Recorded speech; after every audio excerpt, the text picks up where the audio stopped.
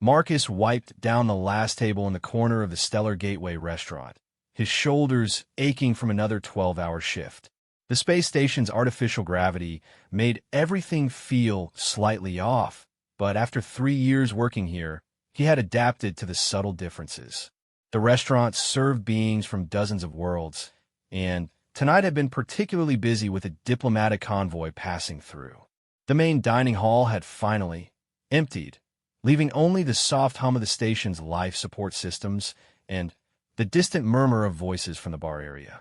Marcus glanced at the chronometer on his wrist, 23:47 station time. Just 13 minutes left on his shift, and he could return to his small quarters and rest his tired feet. He was reaching for his cleaning supplies when movement caught his eye near the observation deck entrance. A figure sat alone at one of the smaller tables, partially hidden behind one of the decorative Alterian crystal formations that gave the restaurant its elegant ambience. Marcus frowned slightly. He was certain he had checked all the tables during his final rounds. Walking closer, he realized his mistake. The being sitting there wasn't human, though she appeared young by the standards of her species. Her skin had a subtle lavender tint that seemed to shift in the ambient lighting, and her large, expressive eyes held an otherworldly quality that immediately marked her as Zephyrian. What struck him most, however, was the way she sat, perfectly still, her hands folded carefully in her lap, as if moving required tremendous effort. Marcus had served many Zephyrians during his time at the Gateway. They were known throughout the galaxy for their incredible grace and fluid movements, often becoming renowned dancers, athletes, and performers. This young woman, however, seemed different. Her stillness wasn't the poised readiness of her people, but something else entirely. "Excuse me, miss," Marcus said softly, not wanting to startle her. "The restaurant is closing soon. Is there anything I can get for you?" She turned toward him slowly, and Marcus saw something in her expression that made his chest tighten with unexpected emotion. Her eyes held a deep sadness, but also a quiet dignity that commanded respect. When she spoke, her voice was barely above a whisper, carrying the musical quality typical of her species, but tinged with something that sounded like resignation. "I apologize for staying so late," she said, her words carefully pronounced in standard galactic.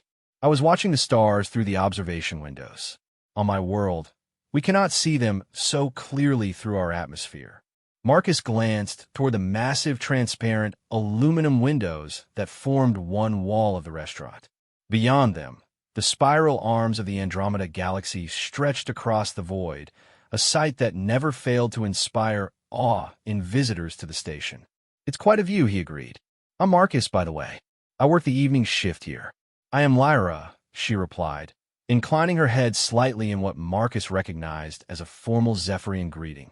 "I should not keep you from your duties." Something in her tone made Marcus hesitate. He had learned to read customers over his years of service, and Lyra seemed to be fighting some internal struggle. Rather than hurrying her along as protocol suggested, he found himself pulling out the chair across from her. "Mind if I sit for a moment? My shift ends in a few minutes anyway." Lyra's eyes widened slightly in surprise, but she nodded. Marcus settled into the chair and studied her more carefully. Now that he was closer, he could see that her stillness wasn't voluntary. Her hands, folded so carefully in her lap, trembled slightly with the effort of maintaining control. Her breathing was measured and deliberate, as if each movement required conscious thought. "Are you traveling alone?" Marcus asked gently. A shadow crossed Lyra's features. "I am part of the Zephyrian diplomatic delegation," she said. "We are en route to the Galactic Council sessions on Centauri Prime." Marcus nodded. He had heard about the upcoming sessions. They were expected to be particularly contentious, with several member worlds pushing for new trade agreements and territorial disputes to resolve. That must be exciting. The council sessions don't happen very often. Lyra's laugh was soft, but bitter. "I'm not a diplomat." "I am." She paused, seeming to search for the right words. "I am present for ceremonial purposes only." The way she said it made Marcus's stomach clench. He had heard that phrase before, usually in contexts that made him deeply uncomfortable. Throughout the galaxy, many cultures still treated certain individuals as symbols rather than people, displaying them at important events to demonstrate various political or social points. Ceremonial purposes? He asked carefully. Lyra's gaze drifted back to the stars outside. My condition serves as a reminder to the Council of Zephyros Prime's commitment to inclusion. The word came out flat, devoid of the hope it should have carried. I'm here to be seen, not heard. A living example of our world's progressive values. Marcus felt a surge of anger on her behalf, though he kept it carefully controlled. What's your condition, if you don't mind me asking?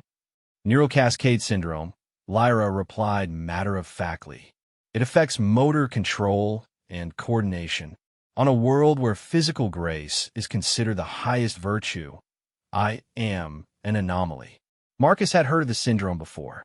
It was rare, but not unknown among Zephyrians, affecting the complex neural pathways that gave them their characteristic fluid movements. For a species that expressed everything from emotion to social status through dance and motion, it would be devastating. That must be challenging, he said quietly. Lyra turned back to him, and he was struck again by the intelligence in her eyes. I was not always this way. Until I was 16, I danced with the best of my generation. I was even selected for the Royal Academy. Her voice grew even softer. The syndrome manifested during my final audition. One moment I was executing a perfect Savanian spiral, and the next, she trailed off, but Marcus could imagine the rest. The sudden loss of control, the confusion, the diagnosis that would change everything. I'm sorry, he said, meaning it. Do not pity me, Lyra replied, but without heat. I have learned to find other ways to contribute. I study xenobiology and interspecies communication. I speak 7 languages fluently and understand 4 more. I can recite the cultural customs of 37 worlds from memory. She smiled wryly.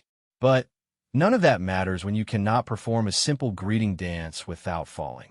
Marcus found himself leaning forward, genuinely interested despite the late hour. 7 languages? That's incredible. How did you manage to learn so many? For the first time, Lyra's expression brightened slightly. When you cannot move as others do, you have much time for study. And languages, they're like music, each with its own rhythm and flow. I may not be able to dance anymore, but I can still hear the music in words. That's beautiful, Marcus said, and was surprised to realize he meant it completely. They sat in comfortable silence for a moment, watching the stars while slowly pass the observation windows. Marcus found himself studying Lyra's profile, noting the delicate bone structure that was characteristic of her species and the way the station's lighting brought out subtle color variations in her skin. Despite her condition, or perhaps because of it, there was something deeply compelling about her presence. Why are you being kind to me? Lyra asked suddenly, turning to face him directly. The question caught Marcus off guard. Why wouldn't I be? Most beings either stare at me with curiosity or pretend I do not exist, she said simply. It is easier for them to focus on my limitations than to see me as a person. Marcus felt another surge of anger at the casual cruelty she described. Then, they're missing out, he said firmly. You're one of the most interesting people I've met in months. Lyra studied his face as if searching for signs of deception or pity. Finding neither, she smiled, a genuine expression that transformed her entire countenance. You are an unusual human, Marcus. I'll take that as a compliment. The chronometer chimed softly, indicating the end of Marcus's shift. He glanced at it reluctantly, not wanting this conversation to end. I should probably let you get some rest. When does your delegation depart? Tomorrow evening, Lyra replied. We have most of the day for diplomatic preparations. Something in her tone suggested these preparations would not include her in any meaningful way. Marcus made a decision that surprised him with its spontaneity. Would you like to see some of the station? I mean, if you're free during the day. There are some areas most visitors never get to see. Observation decks with better views, the hydroponics gardens, the cultural district where beings from different worlds have set up their own little communities. Lyra's eyes widened in surprise. You would take time to show me around? I have tomorrow off, Marcus said. And honestly, I'd enjoy the company. It gets pretty lonely on a station this size sometimes. For a long moment, Lyra said nothing. Marcus worried he had overstepped somehow, perhaps misread her interest in continuing their conversation. Then, she nodded slowly. I would like that very much. But you should know, I move slowly. It takes me longer to do things than it would take others. That's okay, Marcus said immediately. We could take all the time you need. Lyra's smile was radiant. Then, I accept your invitation.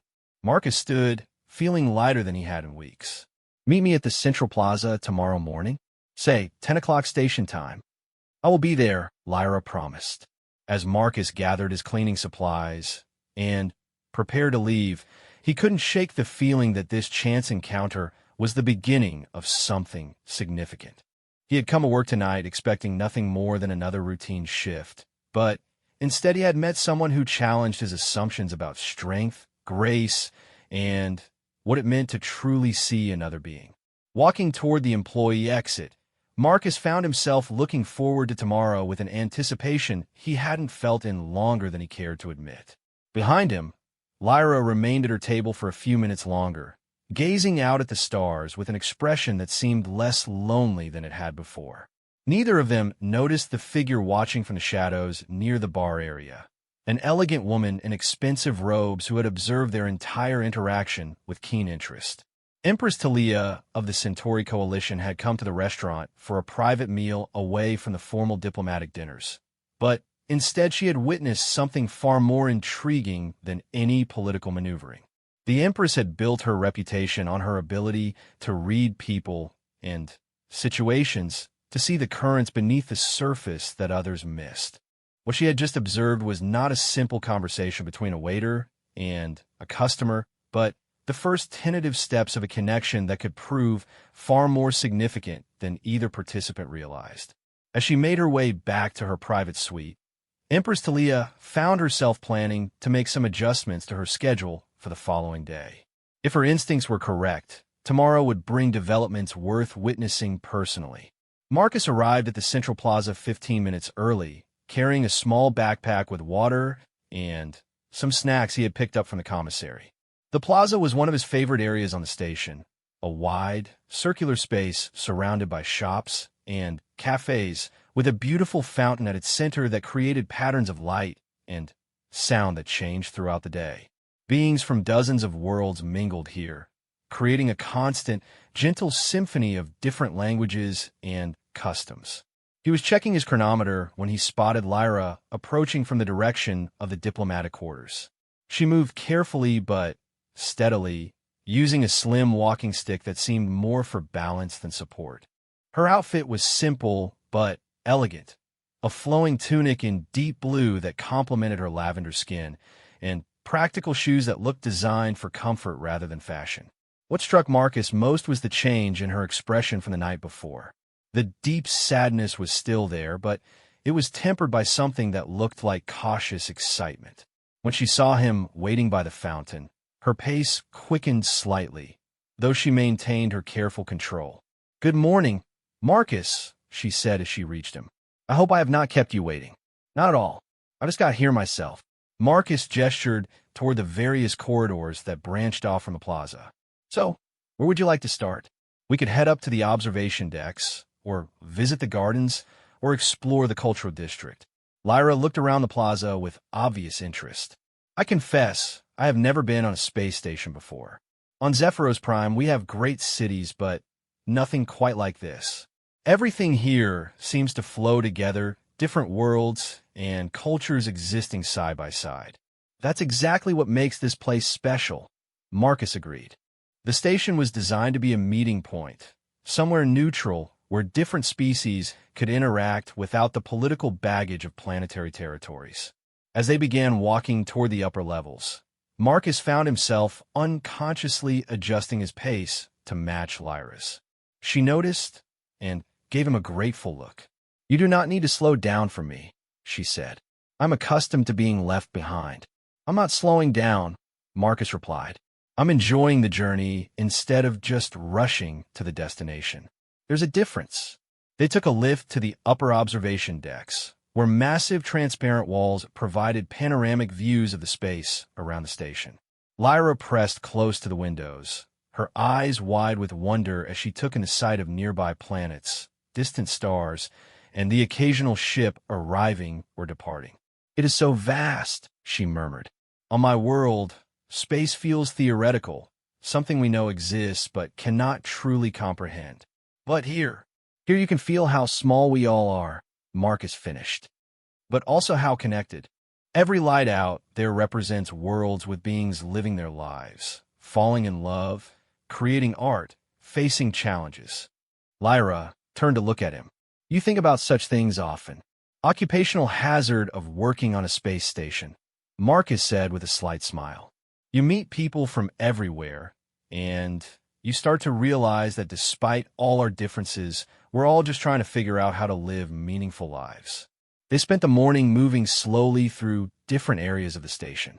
Marcus showed her the hydroponics bays where food was grown for the various species aboard, explaining how the artificial environments were carefully controlled to support plants from dozens of different worlds. Lyra was fascinated by the technical aspects, asking detailed questions about atmospheric composition and gravity variations that demonstrated her scientific background. In the cultural district, they browsed through shops and exhibits representing different civilizations. Marcus watched as Lyra examined artifacts and artwork with the careful attention of someone genuinely interested in understanding rather than just observing. When they stopped at a small cafe run by a family of crystalline beings from the Rigel system, she surprised the owners by greeting them in their native language. Your pronunciation is excellent, the elder crystal being chimed in response. Few visitors take the time to learn our speech patterns. Language is one of the most beautiful expressions of culture, Lyra replied in the same crystalline tones. To speak with someone in their own tongue is to show respect for their entire way of being. As they continued their tour, Marcus found himself increasingly impressed by Lyra's knowledge and perspective. She asked thoughtful questions about everything they saw, from the station's engineering to the social dynamics between different species. Her condition might limit her physical abilities, but her mind was clearly exceptional. Around midday, they stopped for lunch at a small restaurant that specialized in food safe for most humanoid species.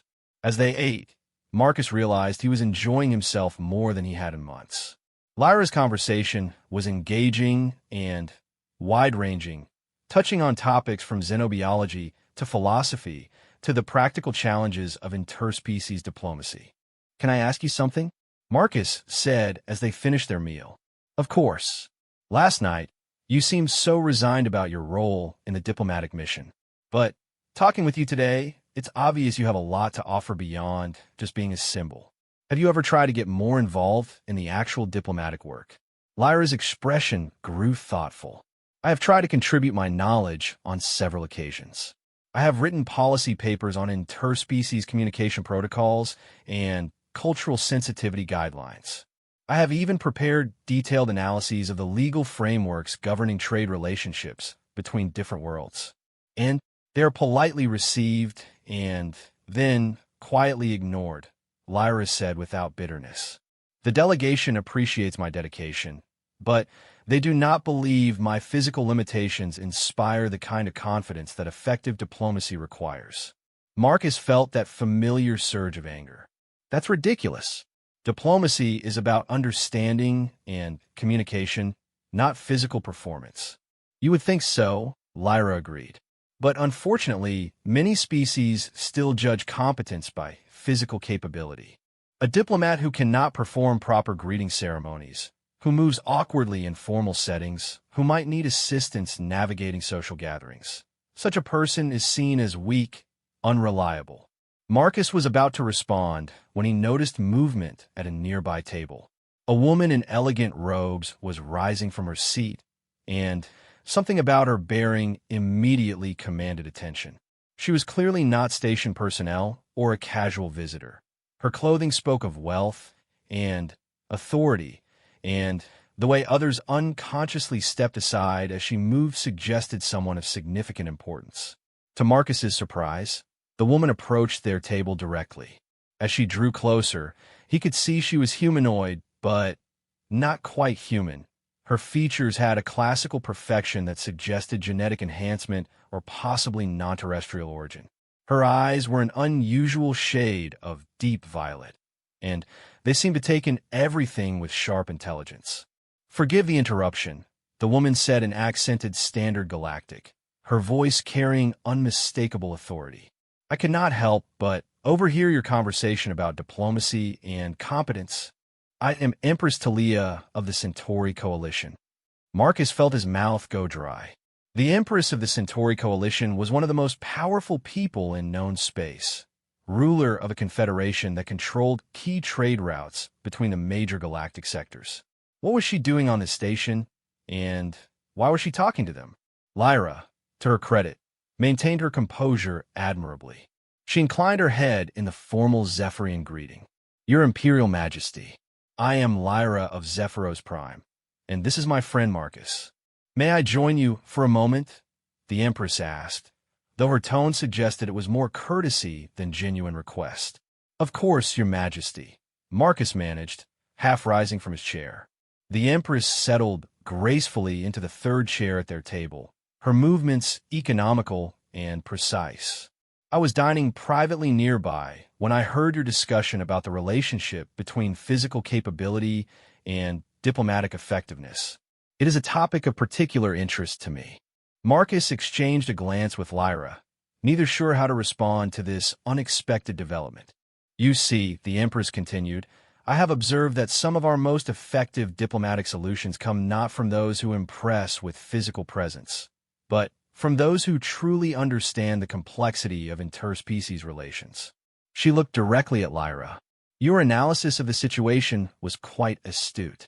"Thank you, Your Majesty," Lyra replied carefully. "I wonder if you might be interested in sharing your insights more broadly," the Empress said. "The Coalition is always seeking fresh perspectives on diplomatic challenges, particularly from those with deep cultural knowledge and communication skills."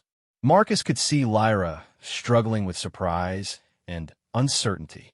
"I'm honored by your interest, Your Majesty, but I'm already committed to the Zephyrian delegation.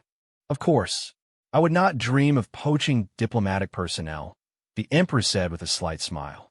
"But perhaps there might be opportunities for consultation. Fresh eyes on old problems, as it were." The conversation continued for several more minutes, with the Empress asking Lyra specific questions about interspecies communication protocols and cultural interpretation. Marcus found himself fading into the background, watching in amazement as Lyra demonstrated exactly the kind of knowledge and analytical ability that should have made her invaluable to any diplomatic mission. Finally, the Empress rose to leave. "It has been a pleasure meeting both of you," she said. "Lyra, I hope you will consider what we have discussed.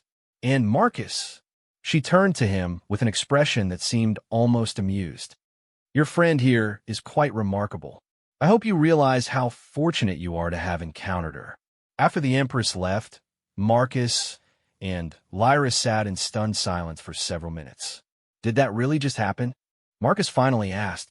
"I believe it did," Lyra replied, her voice slightly shaky. "The Empress of the Centauri Coalition just offered me a consulting position. That's incredible. You should be excited." Lyra looked conflicted.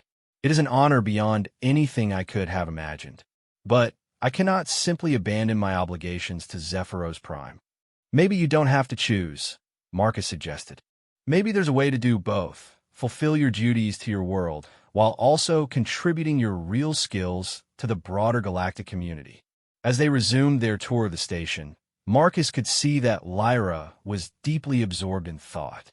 The encounter with the Empress had clearly shaken her assumptions about her own limitations and possibilities.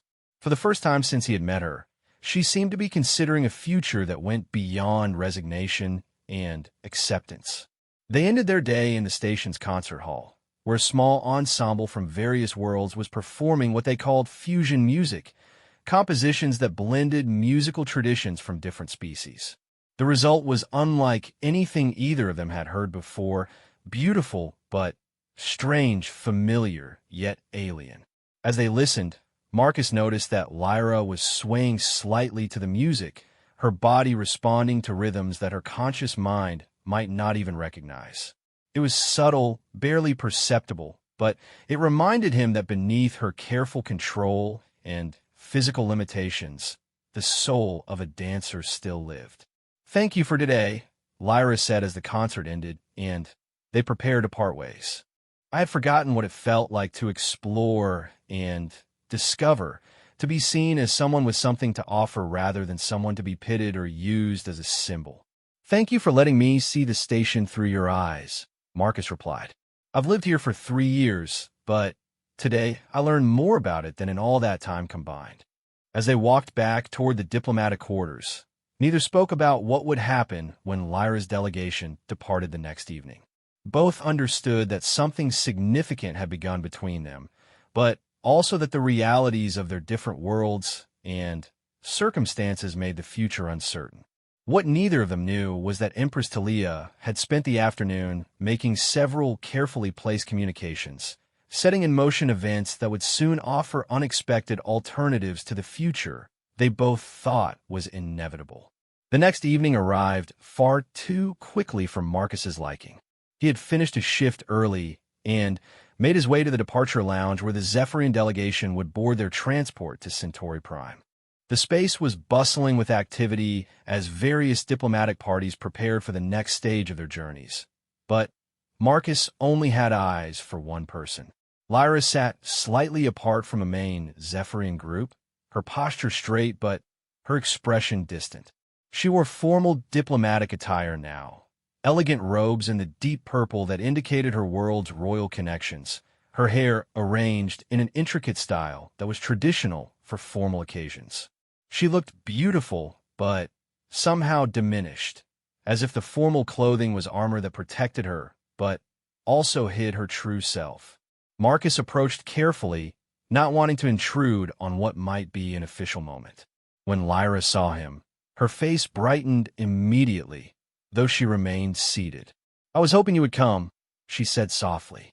"I couldn't let you leave without saying goodbye," Marcus replied, settling into the chair beside her. They sat in comfortable silence for a moment, watching the organized chaos of departure preparations around them. Other members of the Zephyrian delegation moved with the fluid grace typical of their species, their motions turning even simple tasks into something resembling choreography. Among them, Lyra's stillness stood out starkly. "Have you thought any more about the Empress's offer?" Marcus asked. Lyra nodded slowly. "I have thought of little else. It would be an extraordinary opportunity, a chance to use my actual skills rather than simply being displayed as a symbol of inclusion." She paused, her fingers tracing patterns on the arm of her chair. "But leaving my people, abandoning my obligations, would it really be abandoning them?" Marcus asked. "Or would it be finding a new way to serve them and everyone else?" Before Lyra could respond, a commotion near the main entrance drew their attention. Empress Talia had entered the departure lounge, accompanied by a small retinue of advisors. Her presence immediately commanded attention from all the diplomatic parties present, and Marcus could see various delegation heads moving to position themselves for potential interactions. The Empress moved through the crowd with practiced grace, acknowledging greetings and engaging in brief conversations with apparent ease. However, Marcus noticed that her path through the lounge was taking her steadily in their direction. "Lady Lyra," the Empress said as she approached, using the honorific that acknowledged Lyra's Royal Academy background. "I hope you have had a pleasant stay on the station." "Very pleasant. Thank you, Your Majesty," Lyra replied, rising carefully to her feet with Marcus's discreet assistance. "Excellent. I wonder if I might have a word with you privately before your departure." Marcus began to step away to give them privacy, but the Empress gestured for him to remain. "Please stay, Marcus. What I have to say affects both of you." The Empress's advisors formed a discreet barrier around their small group, creating a pocket of relative privacy in the busy lounge. I have been in communication with various parties since our conversation yesterday, she began. The Galactic Council has expressed interest in establishing a new position, a cultural liaison specializing in interspecies communication protocols and accessibility standards. Marcus saw Lyra's eyes widen slightly, though she maintained her diplomatic composure. The position would be based on Centauri Prime, but would involve travel throughout Coalition space, the Empress continued. The successful candidate would work directly with my diplomatic corps to improve understanding and accommodation between species with different physical and cultural capabilities. It sounds like a remarkable opportunity, Lyra said carefully. But surely you have many qualified candidates within the coalition already. We have many qualified diplomats, the Empress agreed. But we have few who truly understand what it means to be excluded from full participation due to physical differences, and fewer still who have turned that understanding into expertise in bridging cultural gaps. She smiled slightly. Your work yesterday analyzing the communication protocols between the crystalline beings and other species demonstrated exactly the kind of insight we need. Marcus felt a surge of excitement for Lyra, but also a growing sadness at the realization that this opportunity would take her even further away from his small corner of the galaxy. There is one other aspect of the position I should mention, the Empress said, seeming to read his thoughts. The cultural liaison would need support staff, someone familiar with the practical aspects of interspecies interaction, perhaps someone with experience in hospitality and service industries who understands how to make beings from different worlds feel comfortable. Marcus's heart jumped as he understood what she was suggesting. Are you offering me a job as well? I'm offering you both an opportunity to use your complementary skills in service of something larger than yourselves, the Empress replied. Lyra's analytical abilities and cultural knowledge paired with Marcus's practical experience and intuitive understanding of what people need, it would be a formidable combination. Marcus looked at Lyra, seeing his own amazement reflected in her expression. The possibility of continuing to work together, of building something meaningful from the connection they had discovered, seemed almost too good to be real. But what about my obligations to Zephyros Prime? Lyra asked. Already addressed, the Empress said smoothly. I have spoken with Ambassador Kellyan this afternoon. When I explained the nature of the position and how it would allow Zephyros Prime to have a voice in coalition accessibility policies, he was quite enthusiastic about the assignment. Marcus saw several members of the Zephyrian delegation looking in their direction with expressions of surprise and curiosity. Ambassador Kellyan himself was approaching, his face showing the kind of careful neutrality that indicated important negotiations were underway. Lady Lyra, the ambassador said as he reached them, inclining his head respectfully to the Empress as well. Her Imperial Majesty has presented us with a most intriguing proposal. Ambassador, Lyra replied, though Marcus could hear the uncertainty in her voice. The opportunity to have one of our own in such a position within the coalition government would be beneficial for our world's interests, the ambassador continued. And your particular qualifications make you uniquely suited for the role. Marcus watched as understanding dawned in Lyra's expression. For the first time, her condition was being viewed not as a limitation to overcome, but as a qualification that made her invaluable. The very experiences that had marginalized her on her own world would be assets in her new role. I would need time to consider such a significant change, Lyra said slowly. Of course, the Empress replied, but perhaps not too much time. The council sessions begin in 3 days, and there are several accessibility issues on the agenda that could benefit from expert input. An announcement echoed through the departure lounge, calling for the Zephyrian delegation to begin boarding procedures. Marcus felt the weight of the moment settling on them all.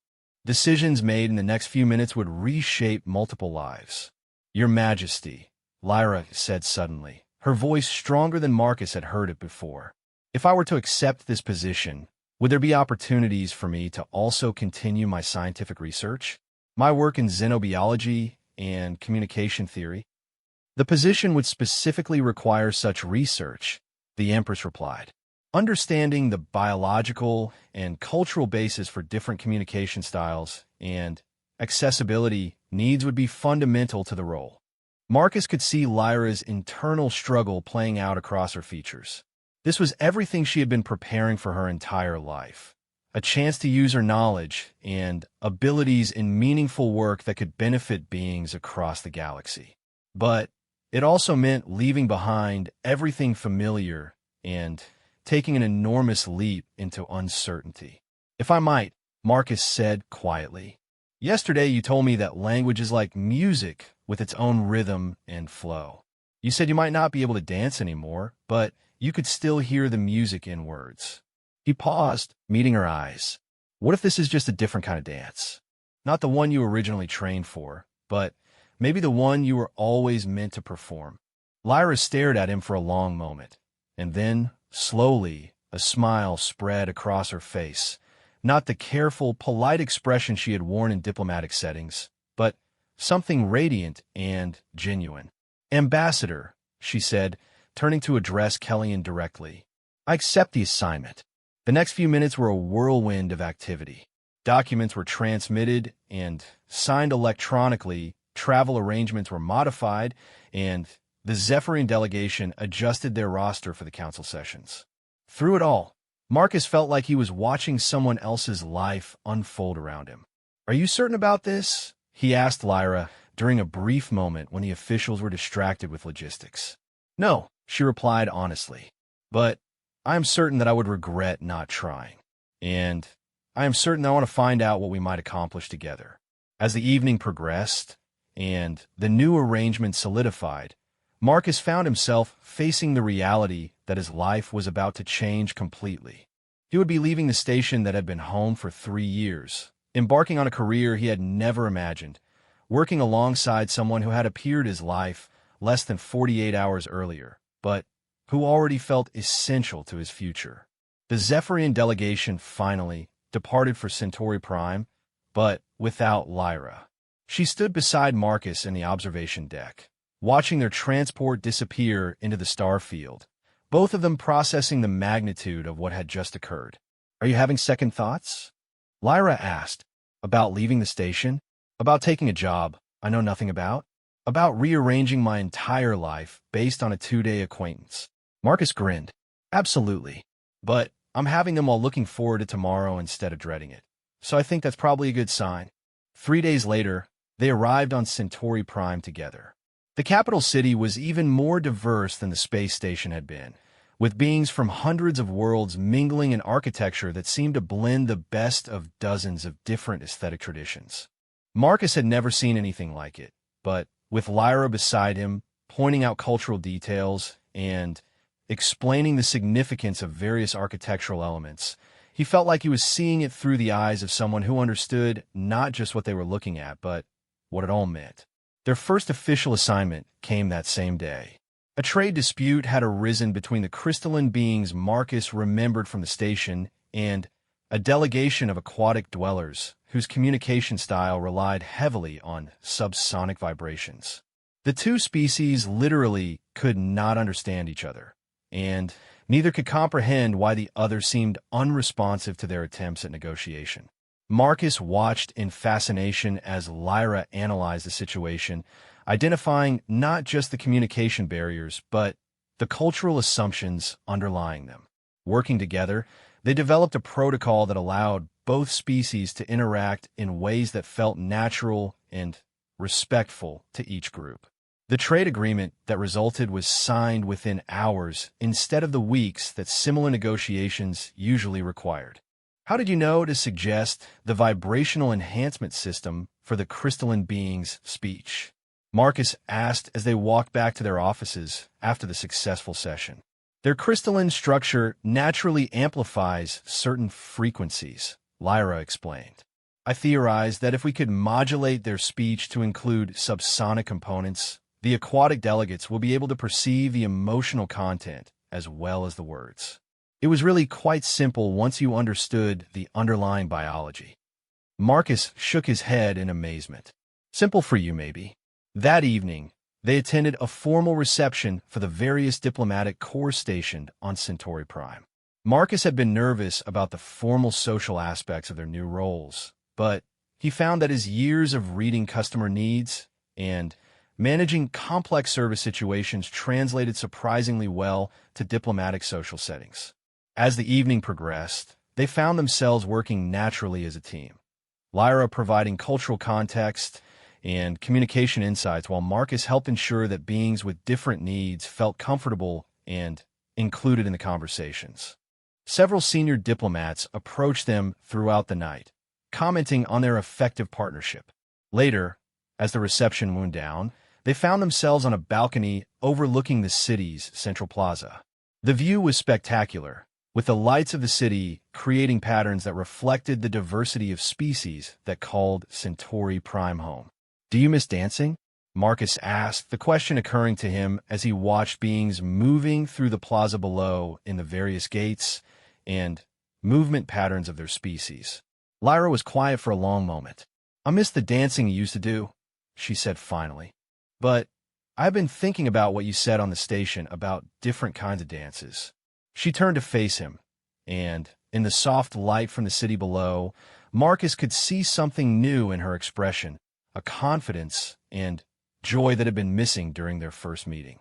Today, when we helped those two species understand each other for the first time, when we watched them move from confusion to comprehension to cooperation, she smiled. "That felt like dancing. Not the kind I trained for, but something equally beautiful. A dance of minds and cultures and possibilities." Marcus found himself moving closer to her, drawn by the passion in her voice and the way the city lights reflected in her eyes. "And what about this?" he asked softly. "What we found together, what we're building." "This is the most beautiful dance of all," Lyra replied, her voice barely above a whisper. When Marcus leaned down to kiss her, she met him halfway, and for a moment the vast complexity of interstellar politics and cultural diplomacy faded away, leaving only two beings who had found something precious in each other's company. They were so absorbed in each other that they did not notice the figure watching from a nearby balcony. Empress Talia observed their embrace with satisfaction, pleased that her instincts about their connection had proven correct. What had begun as a chance encounter between a lonely waiter and a marginalized diplomat was blossoming into exactly the kind of partnership the coalition needed, one built on genuine understanding, complementary strengths, and the kind of trust that could bridge any gap. As she turned to go back inside, the Empress allowed herself a small smile. Sometimes the best diplomatic arrangements were the ones that arose naturally from human, or in this case, interspecies connection.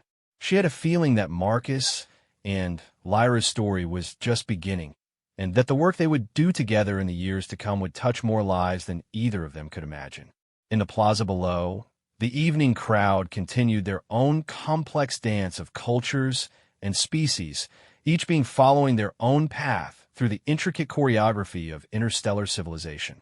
But on the balcony above, two individuals had found their own rhythm, their own steps in the endless dance of connection and understanding that made such a diverse society possible. And in finding each other, they had discovered that the most important dances are not always the ones performed on stages, but the ones lived out in the quiet moments when two beings choose to move through life together, creating something beautiful from their shared journey through the stars.